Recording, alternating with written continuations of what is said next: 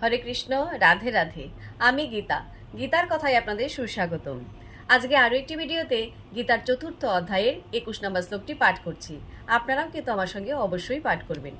ওং নমো ভগবতে বাসুদেবায়, ওং নমো ভগবতে বাসুদেবায়, ওং নমো ভগবতে বাসুদেবায়। নিরাশী যত চিত্তাত্মা ত্যক্ত সর্বপরিগ্রহ শারীরম কেবলম কর্ম কুর্বন্ন আপনোতি কিলবিষম। অনুবাদ: এই প্রকার জ্ঞানী ব্যক্তি তার মন ও বুদ্ধিকে সর্বতোভাবে সংযত করে কার্য করেন। তিনি প্রভুত্ব করার প্রবৃত্তি পরিত্যাগ করে কেবল জীবন ধারণের জন্য কর্ম করেন।